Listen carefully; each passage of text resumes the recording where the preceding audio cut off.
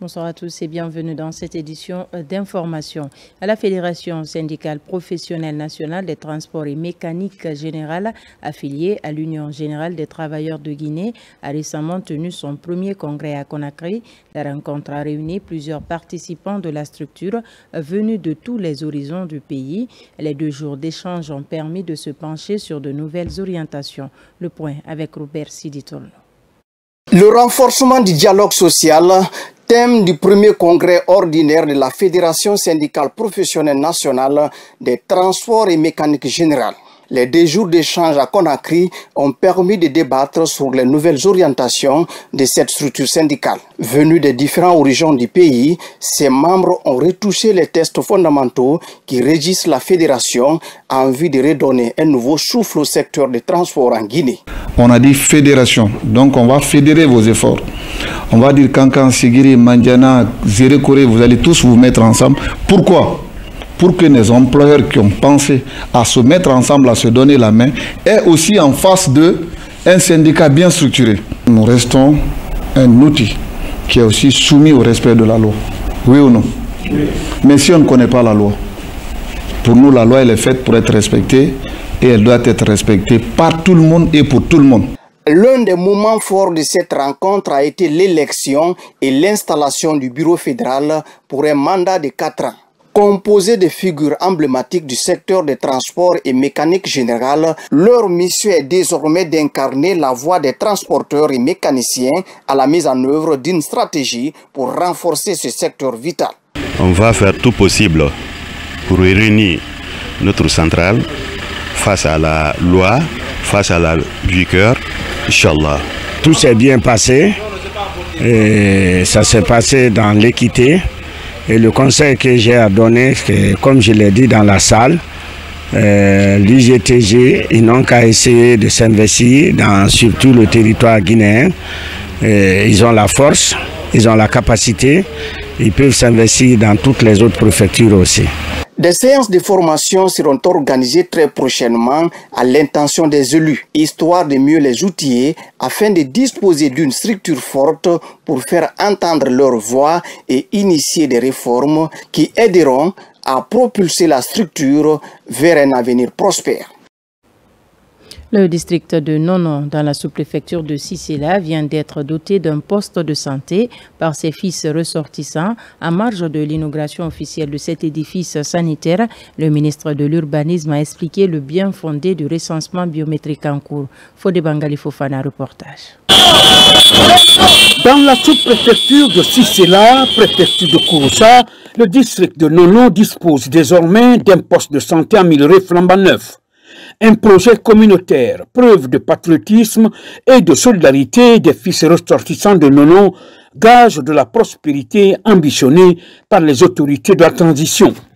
En décidant de mobiliser leurs ressources, énergie et volonté pour doter leur localité d'une infrastructure sanitaire de proximité digne du nom, les fils ressortissants de Nono démontrent ainsi que la santé de nos populations n'est pas une responsabilité qui incombe uniquement à l'État, mais une œuvre collective, solidaire et patriotique. Vous êtes, chers ressortissants, les dignes relais de cette vision de développement endogène qui épouse parfaitement la dynamique impulsée par son Excellence, Monsieur le Président de la République, le général Mamadi Doumbouya. Le ministère de la Santé et de l'Hygiène publique, conscient de la portée de votre engagement, nous prendrons toutes les dispositions nécessaires pour équiper cette structure conformément aux normes nationales en vigueur et y affecter le personnel qualifié pour rendre pleinement fonctionnel ce poste.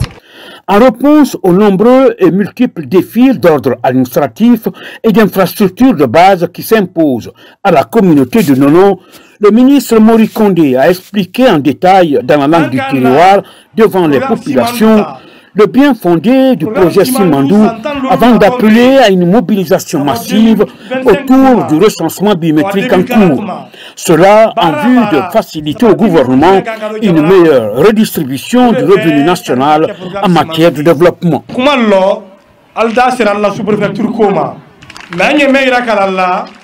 Recensement maye Sénat jamana kono recensement la wulite do goradi ko ka jamana kono den jate lo jamana kono den jate ba lo jamana furo baro talali baske wati mena men kanga kawaro mena lycée donc aye fresh bedo ke ni momen ya men matami agent recensement nal nyakoro munu aye burkro aye wala recensement ke.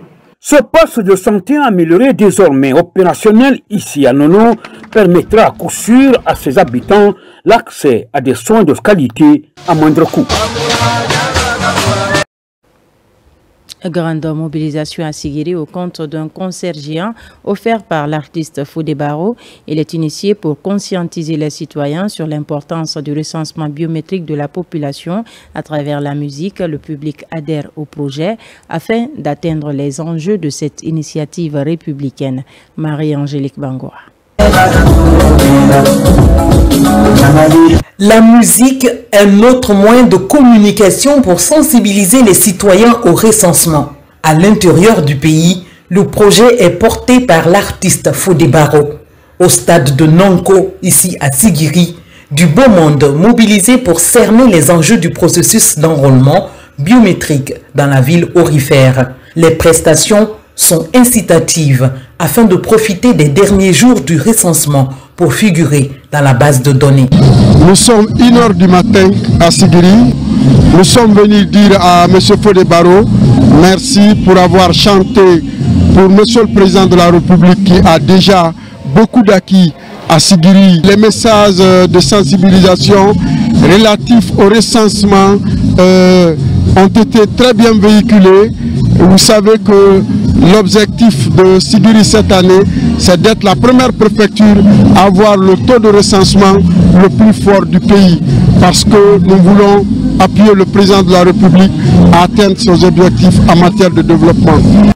Au cœur de ce concert historique, la célébration de la musique guinéenne et la révalorisation des artistes locaux. La mobilisation citoyenne pour un recensement réussi. Voilà la motivation de Fodé Barro pour capter positivement le public. Déjà, l'adhésion est totale pour accompagner les initiatives présidentielles profitables aux Guinéens à tous les niveaux. Il était pour ce but de pouvoir rassurer cette population qu'on ne peut pas voter sans se recenser. Et si ils aiment Mamadi comme ils l'ont répondu, et plus que ce que je m'attendais, ils veulent en plus le voir, c'était de sensibiliser cette population, de les donner la main dans la main et montrer qu'on est un peuple, on n'est pas deux, se mobiliser fortement et aller se recenser, de pouvoir aller aux élections. Sur scène, les actions du chef de l'État sont applaudies pour inciter davantage les populations au recensement national. Le morceau fétiche Famaké résonne pour prôner l'unité et défendre des acquis de la République.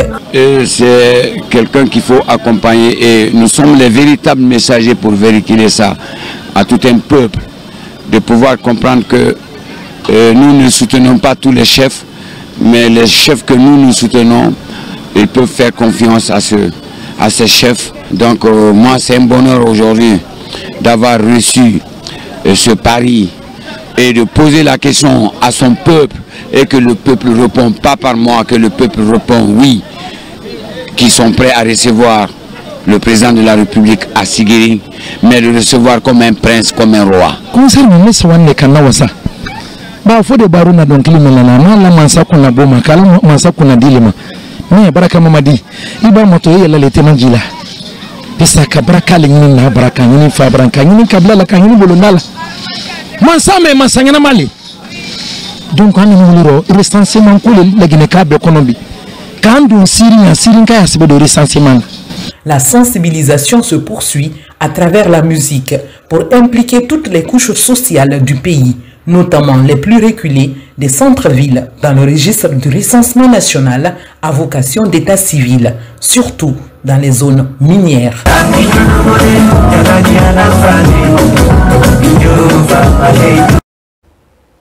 À Mamou, les femmes sont dans l'esprit du CNRD. Elles l'ont manifesté à la faveur de la célébration de la première édition de la Mamaya dans la ville Carrefour. Le textile du Fouta était à l'honneur, comme nous le précise dans ce reportage de Mamadou Pati Baldé, notre correspondant. Les femmes de Mamou font entendre leur voix. En cette première édition de la Mamaya dénommée Île de Donki, elles sont nombreuses ce samedi à célébrer la nuit de la mode.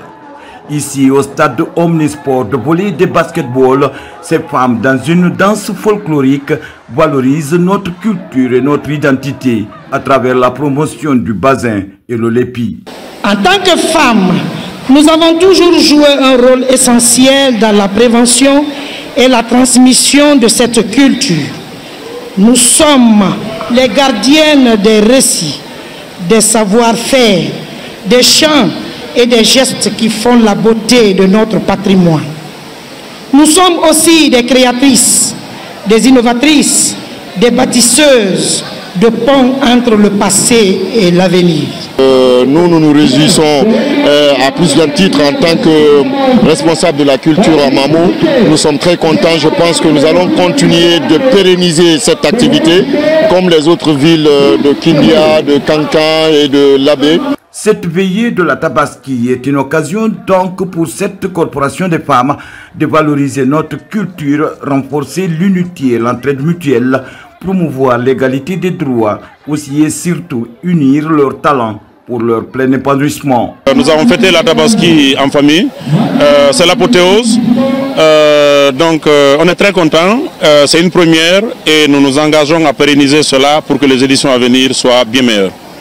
Devant les autorités, les femmes de Mamou au grand complet ont promis de retrousser les manches pour accompagner les efforts de développement amorcés par le chef de l'État, le général d'armée Mamadi Doumbouya, et son soutien constant à la promotion de la femme guinéenne. Les femmes leaders de Mamou se sont organisées pour venir regrouper toutes les populations à le fait de créer la joie, la ferveur, l'enthousiasme et fédérer toutes les populations autour d'elles à le fait de les accompagner au niveau de cette culture traditionnelle de Mamou. Dans ce élan, le ministère de la Culture, du Tourisme et de l'Artisanat, à travers son inspection régionale basée à Mamou, exhorte les femmes à plus de dynamisme dans la valorisation du patrimoine culturel de notre pays, légué par nos ancêtres, afin de transmettre ces valeurs à la génération future. Du sport pour terminer, fini au stade Cabinet Kouyaté de Matoto de la première édition du tournoi de football doté du trophée Moussa Diallo, président de la délégation spéciale de la commune de Matoto. Objectif, mettre en place une sélection qui pourra représenter la commune de Matoto dans les différentes compétitions nationales. Mokhtar Touré nous signe ce reportage. Au total, 16 équipes ont pris part à cette première édition du tournoi de football doté du trophée Moussa Diallo, président de la délégation spéciale de la commune de Matoto. Pendant un mois de compétition, ces équipes venues de 4 terrains de la dite commune ont rivalisé d'ardeur dans l'éthique sportive. Grâce à cette compétition, nous avons pu découvrir et sélectionner 22 footballeurs talentueux pour former un club qui sera mis à la disposition de la commune. Nous avons été témoins de performances remarquables.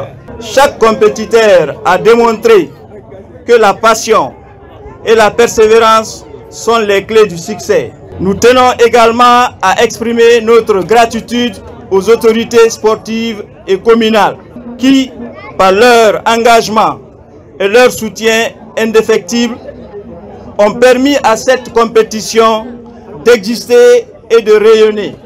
La finale a opposé l'équipe de l'Étoile de Matoto envers à celle de Soleil d'Afrique.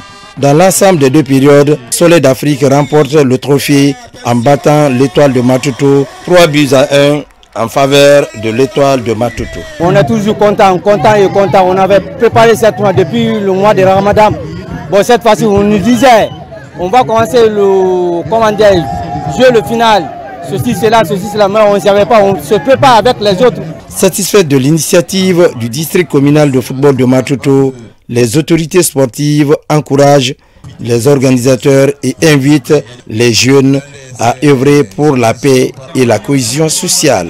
Organiser une compétition, que ce soit au niveau informel ou formel, c'est occuper la jeunesse. Et ça, c'est notre rôle régalien. Donc les districts qui sont les représentants de ces ligues au niveau des communes ou au niveau des préfectures à l'intérieur du pays, ces districts-là doivent s'impliquer pour le rayonnement du football. Cette compétition est marquée par la remise des enveloppes aux joueurs, aux arbitres et aux personnes qui se sont distinguées durant le tournoi.